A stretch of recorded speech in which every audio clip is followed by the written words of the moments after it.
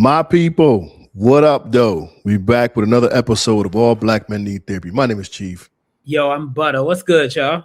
and Prentice is doing this thing, and Bell is doing this thing. They may or may not tap in tonight. We don't know, but we're gonna keep this show rolling anyway. LT, what it is, what it was, what it does, cuz how you be. Check Man, in for the people. I'm good. I'm good. I'm in a very reflective place in my life right now. So, Uh-oh. Tell us about it. I'm on my 5-year plan thing, but Okay. also looking at, I mean, quite candidly, me and God have been having a conversation like, what do you want me to do? Where do you want me to be? What's my purpose in the work that I'm doing? Mhm. So I've been there. I've been like heavy contemplative in that place, and just trying to make space for the things that I actually want. And yeah, you know what I'm saying? Like this is a very interesting time. Like it's on fire in New York City, go Knicks. And Shout out to the Knickerbockers. and I've had the pleasure of like seeing this city turn around. I remember being a big Knicks fan and like pissed off with Patrick Ewing because this dude, it was like the moment they said playoff, he would just start choking. Like so I was like, all right, cool.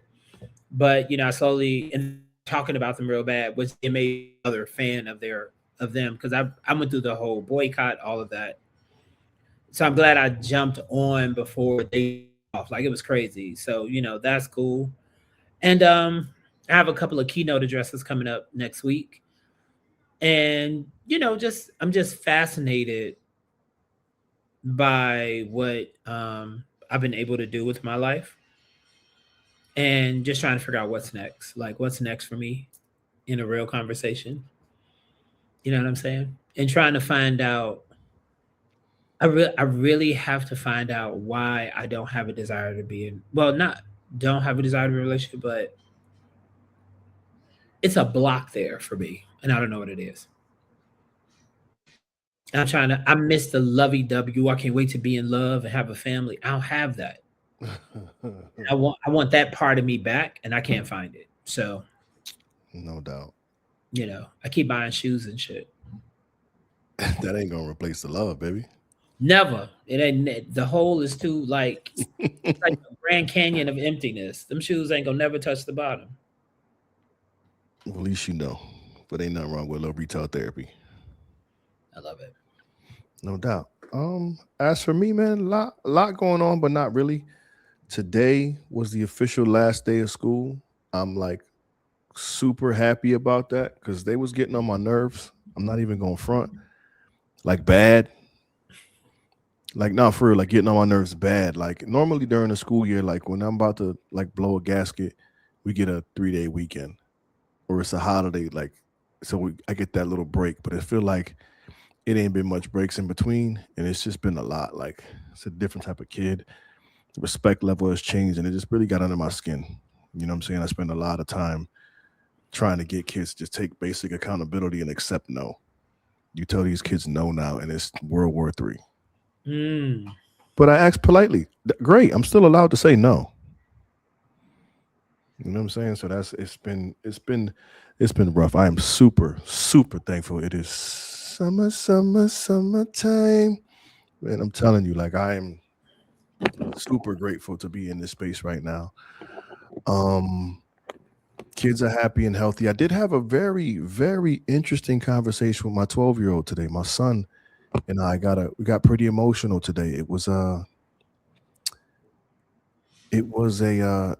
interesting conversation. So but I get on here and I don't really talk about my kids' mothers.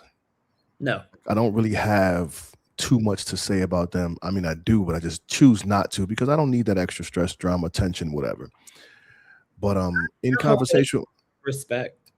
right? But in conversation with my son today, he shared some things with me that were really uncomfortable for him to tell me, and I made a safe space for him, and he got a lot of things off his chest, and it was a great conversation for he and I to have. But in part of that conversation were some things that he mentioned that he and his mom had conversations about, and I don't think he should have been privy to that information. Mm. And it isn't like she was bashing me per se, but it wasn't a conversation to where I just think was appropriate to have. And again, I mean, it had to have they had to have had the conversation because there's no way he would know this information if he didn't speak with his mom about it. So I asked her to have a conversation with me today. I sent her a message. She hasn't gotten back to me just yet, but we'll have a conversation about it. Everything will be fine. But what I realize is I think because of who I was when we were kicking it, nowhere near as emotionally mature, responsible, communicative. So I think when I messaged her, and then I was very respectful and polite message, but it was like, yo, we need to talk. And I think in the past those conversations didn't quite go well. And because her and I don't have that type of relationship, it's solely about the kids. She hasn't necessarily got to experience the quote unquote new me. You know what I'm saying? Like it's basic general conversation about the kids, and that's how we keep it cordial, respectful, and all that. So I think I don't know, but I'm assuming she may feel like there's some tension coming her way, and it really isn't. I just want to have a conversation and just clear the air because it was super uncomfortable to hear, and it's like there's no way he should be even privy to this information. Well, I think that's the mistake a lot of parents make when we adultify our children. Yeah, but again, even with that, this particular circumstance is definitely one that I think most parents would be like stay in a child's place. I'm with it, but you can't stand a child's place if you're inviting the child to the table. For sure. For sure. So again, we're gonna have a conversation about it, and I think all will be well. I don't anticipate there being any tension or drama or anything like that. But we haven't had one of these real conversations in a very long time, and I think it's good to just kind of get it off my chest and clear the air so we can be on the same page as it pertains to to our children. But the day was cool. Picked my boys up, cut their hair. You know what I'm saying? Went to the park. They wild out for a while. It was just a good day.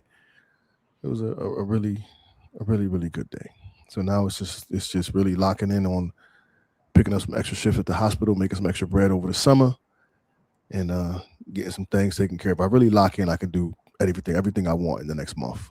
I just got to lock in. Oh, But with with Bubba's schedule and all that, it might be a little more difficult than I anticipated to be, but I'm gonna make it do what it does. But outside of that, bro, everything is cool. Everything is real cool. Trying to think if it was something else I wanted to share with y'all. I actually had notes that I wrote down, but it was in my other journals upstairs. Um, but yeah, man. So if you want to dive right into it, I gotta, you know me, I'm always scrambling, and when I see something online, I just kind of save it. Maybe me and the guys could talk about this. So I saved another video. I thought we could check it out, and then what you got? let me know your response. We'll go from there. So I'm gonna pull this joint up, and let me know your thoughts, man. Check it out.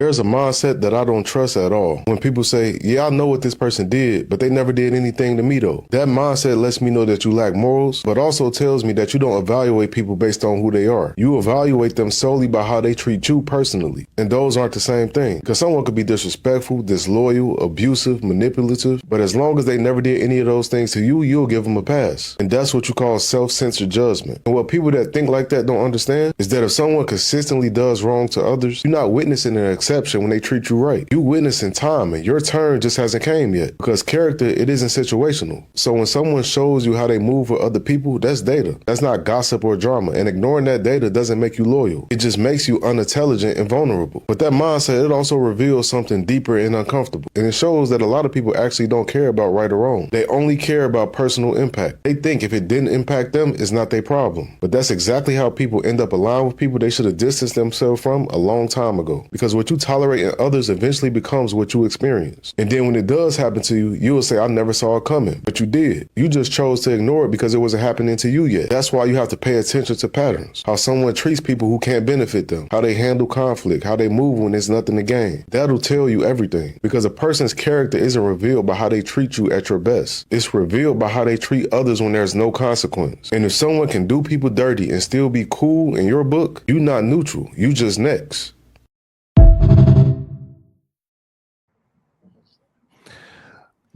I made the same face you making right now because when I saw it, and like you not neutral, you just next. And the first thing that came to my mind was I don't typically put myself around them type of people anyway, but I've witnessed and I know them type of people. So I feel like you don't know until you know. I think you got to true. watch people. I think you got to watch people in order to really fully delineate. Okay, wait, hold up. This person is I'm that way when people can disrespect their parents. I don't want to fuck with them. Mm-hmm. Like if you can disrespect your mom, I'm good. I was abused by both my mom and my dad. I can't imagine somebody dissing their mom and their dad and me thinking you're gonna love me differently. Touche. Like Very. they made you, and I don't know what that looks like. And I mean, I guess it's not a childhood trauma comparathon. I just think that, and I believe you also should listen to people's families, how people discuss people, like how people's families discuss them is a big piece. I had an ex whose sister would say, "I don't understand how y'all together." I was like, "Whoa, Was that like a warning for you? big warning." Hmm. Big warning. And the same thing that was done to her was done to me. I was like, oh, got it. No problem. Is there anything in that particular video that stood out to you that kind of like I know it was a Initially thought lot. I initially thought, well, that's really hard and fast. Like, that's not true for everybody. But the thought that came to mind is something I tell, especially young people, don't date anyone's story, date the person. It maybe reflect on sometimes we'll make emotional connections or we'll become wound mates opposed to soulmates, Mm-hmm. or we'll trauma bond. And in that trauma bonding, like it's like dating somebody when you're depressed, but you know that maybe your depression or your sadness, I'll say sadness, I won't say depression. It's like your sadness will only last for about a week, where this is this person's affect. And you'll start changing, but the person is trying to keep you low. Mm. Right. Like that's what that made me think about those moments. But all of it, to be honest, all of it stood out because I'm kind of in that space. So it was like the timing of this is perfect. Like I'm kind of in that space. Like I went through this thing where people are like, oh, Butta, can you mentor me? And I'm like, mentor you? And I remember, and to this day, I'm looking for a mentor in my work and haven't found anybody. Mm-hmm. But I'm like, yeah. Now, when I mentor, I don't charge for coaching and none of that. Like I'm mentoring you. And what I kept doing, I kept confusing mentoring with friendship. That's big. That's big and that's bold. And I was like, oh, I'm not your friend. I'm your third grade teacher. When was the last time you talked to your third grade teacher? I mean, my feelings would be hurt. And I was like, oh, got it. You're holding me in this space. Even somebody who I was calling brother was like, because, Butta be mentoring me. And I was like, oh, got it. And I shifted immediately. Don't call, don't text. When they need me, they call me. So now that sounds similar to what dude was talking about, but it doesn't. It's. I mean, he was basically saying set that boundary between them people who show you who they are. Basically, so when I heard that, the only thing I kept hearing in my head was like, believe people when they show you who they are. Well, yeah, but I think sometimes that can even be out of context. Is it Pavlov's hierarchy? Is that what it is? That What you speaks talking to about? how Yeah. people, huh? Go ahead, I'm listening. Where like people, I don't want to miseducate anyone. It's around the construct or concept of you don't know what you're doing. You don't know what you'll do in a particular situation, like Mm-hmm. food, shelter, your children. Like you may be, hyper rational, speaking it from an anecdote, but in the situation you might murder the room for your child. You know what I'm saying? And you won't be thinking about it. It's that point where you're like, no, I got to do this. I think you can't take it out of context, though. I think in context that works. But I think if you're quick, we have to be careful not to judge people too, is what I'm saying. Like I don't want to be judgy about it, but I do want to, in context. And it works the opposite way too. it's not always bad. I was just, as I was saying it, I was thinking about you and how you show up in friendship, in business, in your dream, the way you parent. You're very consistent, you're nurturing, you're actively vulnerable and more present to your vulnerability in a way that you weren't before. So I also see that, and I'm like, okay, this is someone I love and respect. The flip side is like, this is somebody I can't, like, I can. There are people in my life. I just had someone last night try to give me a hug, and in my body, they were like, "Oh, can I give you a hug?" I'm like, "No." I just said it. I was like, "Nah." now, now, why is that though? So, I mean, is it referencing in regards to the video they've shown you who they are, and you've had to create that separation? Or Yes. I think people confuse ambitious and ambitious, and I don't like when people are nasty leaders. that's fair. I don't like I detest that level of arrogance. And so I tend to like I back away from those people. I don't even have a conversation with them Mm. because I don't want to give the impression that we are aligned in any way. I'm like, nah, I'm good. We good. Thanks. Okay, so the general question of what he said: if it didn't impact you, is it your problem? Well, there's a way for it not to impact you. If it's in your awareness, you're impacted. That's what I'm saying. But if it doesn't impact you directly, not done towards you, is it your? It does And it? if it's in your awareness, it has impacted you. If I see, like, prime example, the conversation you had with your son, Mhm. that didn't impact me, but it's in my awareness. And I didn't like it. Because I'm like those same kids that you're tired of, those are the conversations that they don't get to go to a father and have. And they store it up and they think that they need to curse in casual conversation. Dude, we had. And And you're the one that brought that to my attention. I swear to you, we got off the call a week later. It was like, yo, okay, Mr. Butta, yo, this shit is fire. Oh, and I wouldn't have even like blinked twice about it, but you brought it to my awareness Mhm. on how casual cursing and things like that is. So one of the things that my son and I were talking about today was I've been really like trying to encourage him to give some sports a try again because he tried when he was younger. He didn't really like it. And I've been trying to get him because I know what sports does for people when you get involved.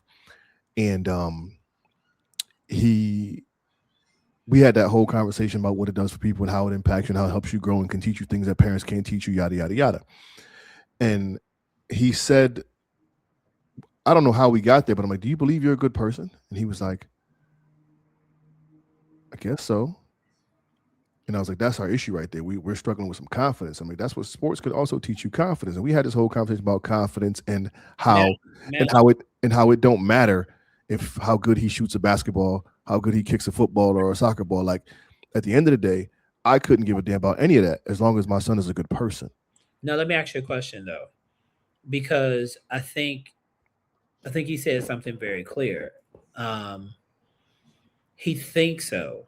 How did that make you feel as a father? So that's what I'm getting to. And we had a conversation. I had to remind him of some things he did when he was younger that helped, that he was struggling with that same, I don't know, I don't think so. And what he said was like, I make a lot of mistakes all the time. And I'm like, yeah, we had no, like, that's natural. Like name someone who hasn't made mistakes. You're gonna continue to make mistakes, and that's why we're here to guide you and help you overcome those challenges and mistakes. But you have to grow from them and learn from them. And he's a big video gamer, so we obviously correlated to video games and whatnot. But what happened was that when we went to the park afterwards, he and his brother are playing and running around or whatever, and they come back to me and they're like, "Dad, you hear them kids over there?" And then we had a whole conversation like, "Yeah, does that sound like a good person? Do those sound like good people?" I'm like, "No, right." And I said, what do you think their parents are like? You think their parents are telling them about cursing? The kids are going to leave their parents and do certain things, but like from the outside looking in, do you think they're good people? And he's like, no. I'm like, okay, would you be at the park talking like that? He's like, no. Do you think you would say words like "excuse me, may I please" and "thank you"? He's like, yeah.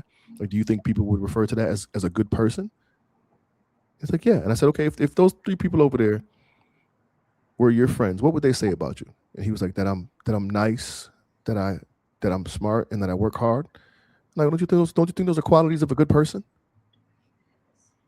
And he was like, kind of like you saw it like his face light up, like, oh wow, like, I'm like, yeah, you're already rolling in an era of being a good person, and you need to continue that.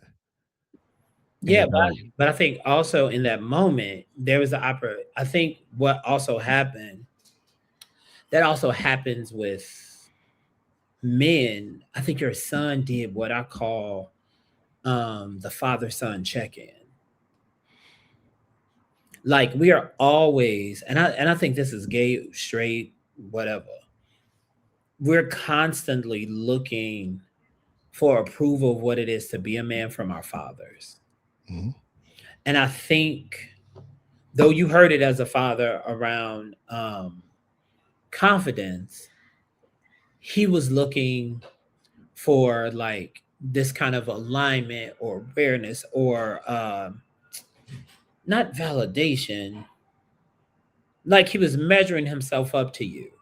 So to that point, I had to remind him because he did this when he was like maybe like 7.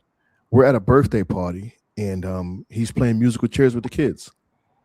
Bunch of kids playing, and he loses, and he comes over to me and is busting out crying in tears.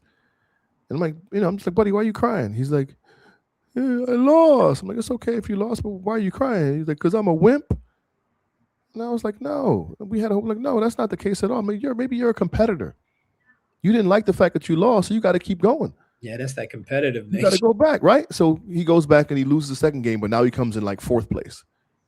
Like, you did better than you did last time. So then the third game he wins, and now he comes up to me super happy, smiling, big. And I said, see what happened when you keep going. Like, so just kind of like instilling that, if at first you don't succeed type thing. And to watch him build his confidence in that moment was cool. And then we talked about confidence, and I said, stand up. And I watched him and how he stood up. And I said, now, and we talked about me. I said, now look at you and look at me. Like, what do you mean? I said, can you tell I'm confident? And he's like, yeah. I said, how? He goes, just by the way you stand. I said, okay, let's use that as an example. How am I standing? He's like, I don't know. Your shoulders are back. And he's like, your chest is out. And I said, look at you. Where's yours at? And then he adjusted himself. And I'm like, see, don't you just feel more confident in how you stand? He was like, yeah. I said, I relax. As soon as he relaxed, his shoulders came forward, his arms went down. I'm like, I look at yourself. Yeah, but there are stances and things like that that actually generates that kind of energy. Right. One that you did for him is that the one for women would be like a Superman, would be like the Wonder Woman pose, the hands on the hips, leg apart, chest up, and like that tends to generate like a level of confidence. I would also invite the conversation of courage, because confidence requires that you know a thing. Courage builds confidence, because courage will have you do it scared. We had that whole when I tell you we had that whole conversation, we talked about, do you remember the trust fall? Yes. I've done it a bunch of times in my life. We did that in the crib on the ground. He was great. Then I put him on the cabinet.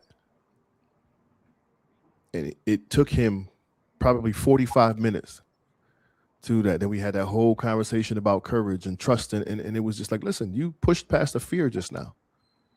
Yeah. And that's how we grow. And that's how we develop confidence. And we just talked about his video games. Like, when you died the first time in your video game, did you throw the game away? It's like, no. I said, of course you didn't. You tried again, and you became great at it. Same thing applies in life, my man. And we just had this. It was a really, really good conversation, but I got to see my dude like adjust himself when he was walking into the house.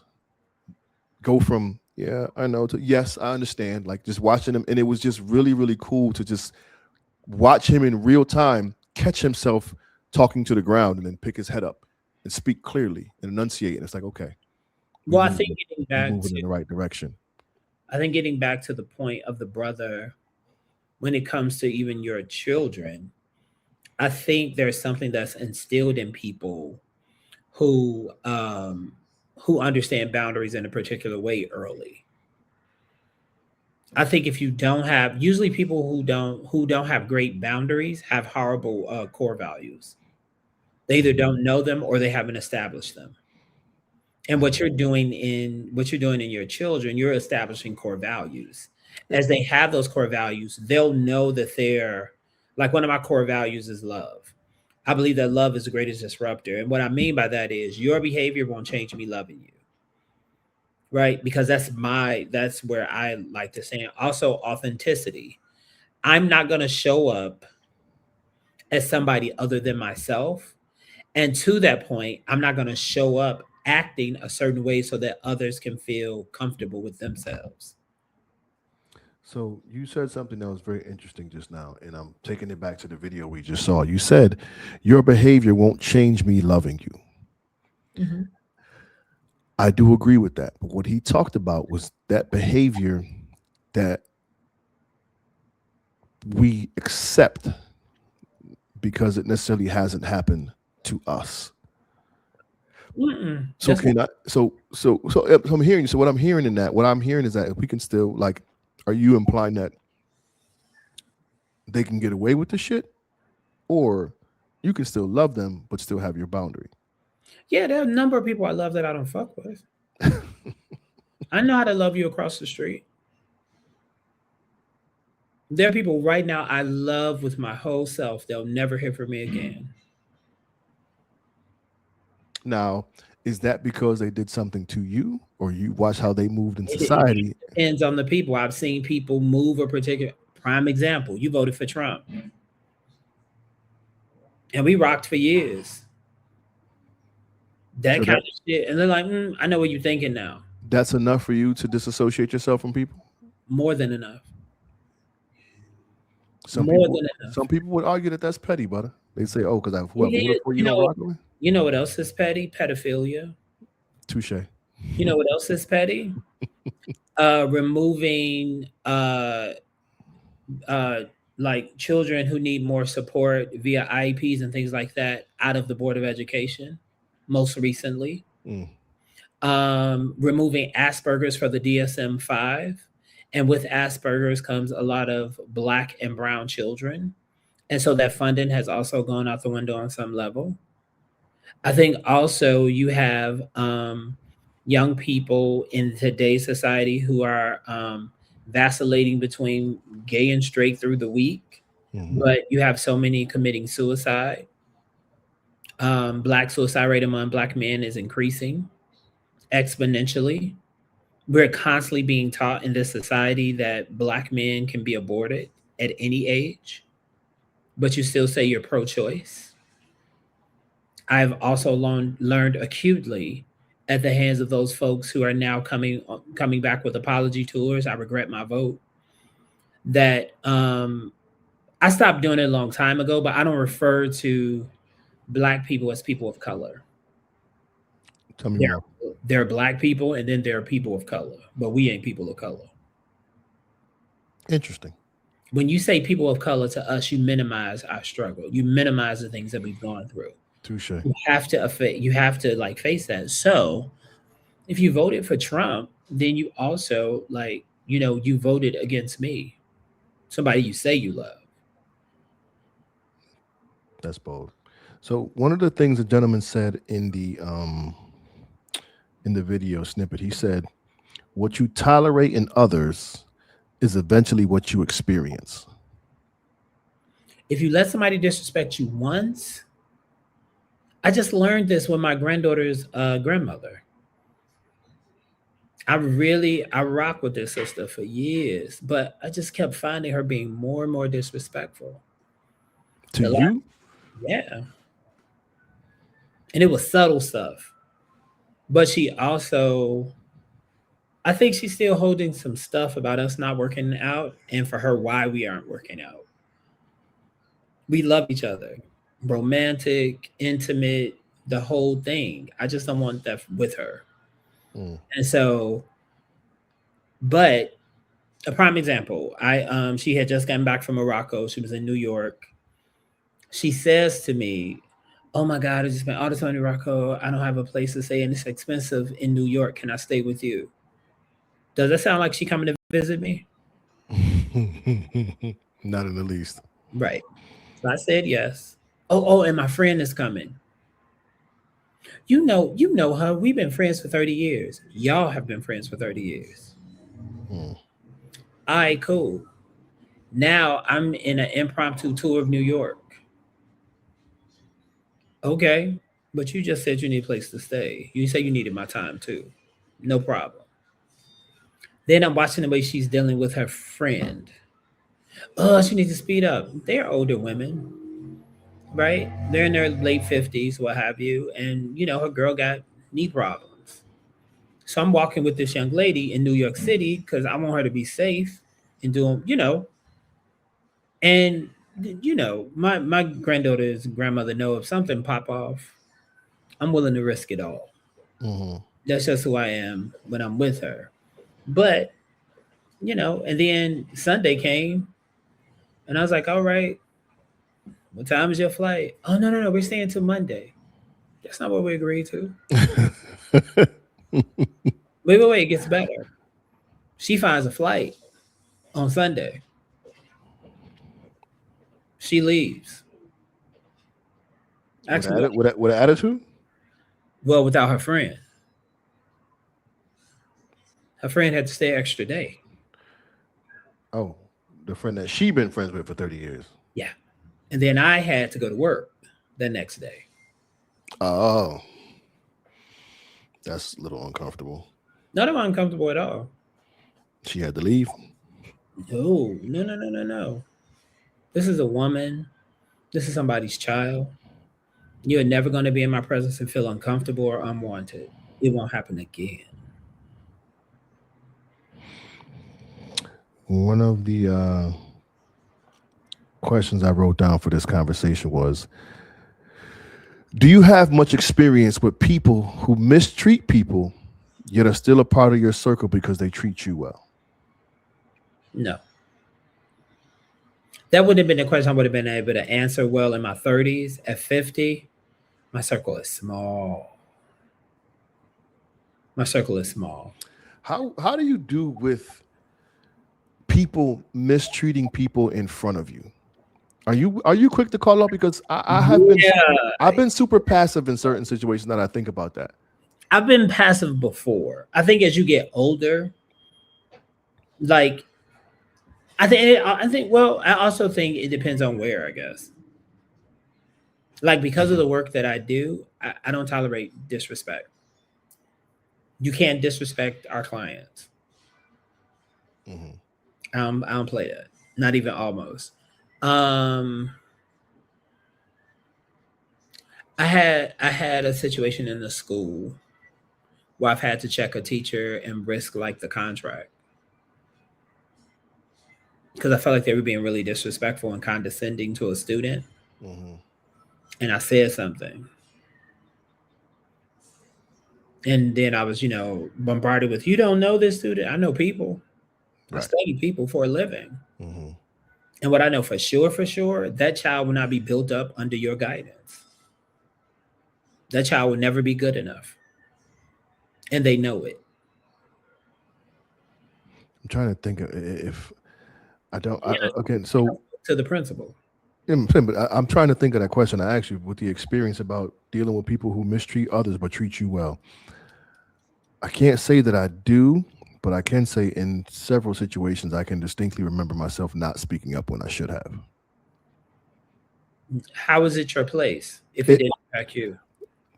again, that's one of them things where like if it doesn't impact you, do you say something? Because it didn't necessarily impact me because she wasn't disrespectful to me, but there was no reason for her to talk to the people like that. You know what I'm saying? It's like so I didn't check her in the moment, but made sure to have a conversation about it afterwards, and then it kind of got to see different perspective. Oh, running back to the conversation with me and my son today, we had a great conversation about perspective. I went back to the old school and just drew a I took two of Bubba's bats and two umbrellas and made an M on the floor, and I stood on one side, he stood on the other side. I'm like, what do you see? He's like a W, and I'm over here and I see an M. Am I wrong? It's like, no. I'm like, are you wrong? It's like, no. I said, in a nutshell, it's perspective. You can see it from your way, and I can see it from my way. And we can both can be right, and you have to be open enough to understand my perspective. And it was a really, really dope conversation. So afterwards, we had the recap, and he was able to articulate everything we talked about. I'm like, so what did you take from our conversation? And he hit the bullet points, and I'm like, this is, it felt really, really, really, really good I love that. to be in that position. But I just want to double back to that. So now, last question. Well, not even a question, but one thing the gentleman said in the video, he said, a person's character isn't revealed by how they treat you at your best. It's revealed by how they treat others when there's no consequence. How does that resonate with you? A person's character isn't revealed by how they treat you at your best. It's revealed by how they treat others when there's no consequence. That's a very good question, because I think, because I work with so many people around social and emotional learning, Mm-hmm. people trust me with their emotional selves. Um, Police, people who have to manage their vulnerability in the world in order to be safe. Like they almost want to. I know a couple of police officers who like want to take the young men in and just hold them like, listen, I know your father and give you this hug. Maybe you just need a hug. They can't do that in the streets. You know what I'm saying? So what I'm saying to that is there are some people who will bring their vulnerabilities to me, and I'm in a position where I could break a lot of people emotionally and mentally. And so when I see people manipulate in some environments, that shit makes me crazy, because you don't have to, because I see it a number of different ways. I also see it as like, say for instance, let's say for instance, like men with their sexual proclivities when it comes to women, but they're going through the lens of, I'm just here to support you, but they really just trying to smash. Hmm. I've had to say to a couple of brothers, take your dick out of this organization. And they eventually had to say, thank you for being here, but we don't need you here. Hmm. Okay. Because Had you're not gonna prey on people. I just heard that statement two ways. Um, but I think anything that you do where you can prey on people or people can be preyed on is disgusting. And not just church, but school, the job, the neighborhood. It's adult bullying. It really is. And it's disgusting. so then that's a it in listening to that the section I posted, that is what the whole thing sounded like. How do you respond to adult bullying when you're not the one being bullied? I'm a fight for the underdog every time. Even with your people, Hell yeah, especially with my people. You represent me. in the moment, on the spot. Always. If you break it in front of me, we gonna fix it in front of me. Then that's where in the past I've stayed quiet. We're talking about now. In the past, I'm sure I stayed quiet. Because some of that, at least for me, was tied to people pleasing. It's a good point. Some of that was like, well, I want to belong. So I'm just gonna mind my business. I no. You got to do it passive aggressively. That was horrible under your breath, and then you go nurture the person that was injured, but you don't acknowledge the injury. Mm, That's how I would have done it before. Today, I'm like, that's not gonna rock. yeah, I think that's a bold statement, because I know for sure that I've let some some meanness slide and didn't address it in the moment, and people look at me differently now because I didn't say anything. And it's not about, a man protecting a woman or anything like that. It's just doing the right thing in the right moment, and not doing it because of, wanting to be accepted, not wanting to appear soft, or worrying about the potential uh, ruining of the relationship that you could have in that moment. Now, you just hit on something. I know you're not going here with this, but if I may, what you just kicked up for me is the countless numbers of times I've had to say to women who've come to me for relationship support, if he tells you to leave him alone, leave him alone. If he tells you he needs a minute, give him the minute. Stop pressing in. Mm-hmm. I've had to say that to brothers. If she says she need a minute, give her the break. Like give her the space to do it. And then that takes me to the kind of like hitting thing. Like I've seen women in the street. A brother will simply say, "Hey, how you doing?" Who the like they going off, and I'm like, "You do know all he said was hello. He's not the person that hurt you. What's that about?" And in the streets, I'm like, "Yo, that's whack." I would have said like today is like that's trash. Like, dude, you dodged a bullet. Who the fuck? Ma'am, I don't play in trash. I just take it out. I'm not doing that with you. Okay. I'm not going back and forth with you. Where's your man? Oh, that was the point of the first hello. Oh, sorry. Because I'm like, yo, you're bugging. But I see that. Like when I see women hit a dude, and then if he hit her back, it's like, oh my God, how could you hit a woman? Yeah, I've had Wait a minute. You I've know, had it.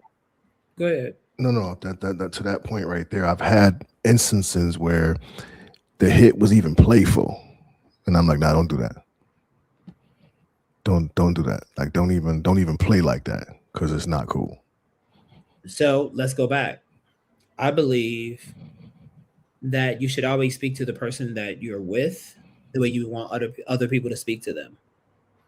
I think in relationship there has to be a guideline that say we communicate this way, either just us or like whatever your thing, but certain things you shouldn't do in front of people. And I've seen people like clown their partner or their mate, and I'm like, if you're doing that to them, you think you can do it to me. Mm.